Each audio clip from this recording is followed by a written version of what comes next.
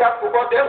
ma nga gis ko Fatul Qadir ak Jawaahir Fatiha ñoo bokk aw doxalin aw dëkk la ñu woote wane arab ko mu doore way wa lay def itam bopp Fatar wa ca def ko te muj gaat ba nga naan astasala bima arsala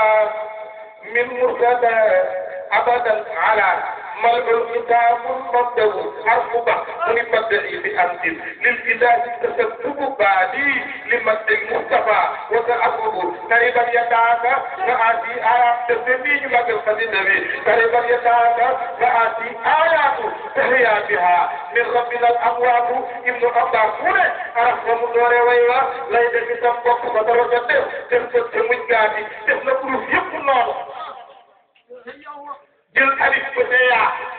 wu mag bu gën ñetti way mu jël yeneen waat te bokkut ak li mu def ci diine ji ci tariixa bee ci tawhiid te gis ngeen tawassuliyat laa biire nag tax na mu jël ay wala xaw yi ku leen mokkal ba foo mën a dem kenn dootu ndax laaj tabarakallahu bi jëf yi Farafet Ibnu Abbas bàyyi Serigne Abdou Aziz Sy bàyyi Serigne Mouhamadul Mansour jëf yi yëpp Farafet def na nii ñu màggal ko ko digee Ibnu Abbas tabarakallahu jëf yi yëpp Farafet na yàlla fay ko ko aw yiw dellu dollee ci jaaram de wàcce na yéen a ñëpp gàcce ngaalaama ma saaye ku la bàyyee da nga yéen asalatima asalaam min murtada ababam awafal وقتام المعتقى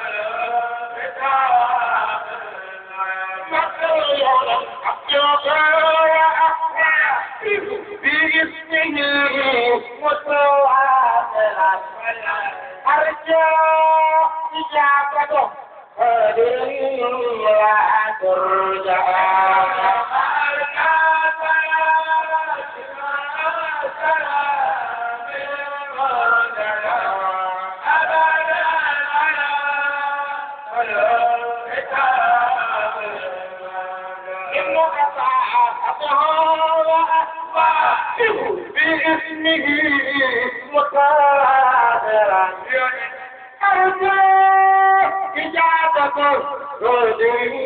وترجع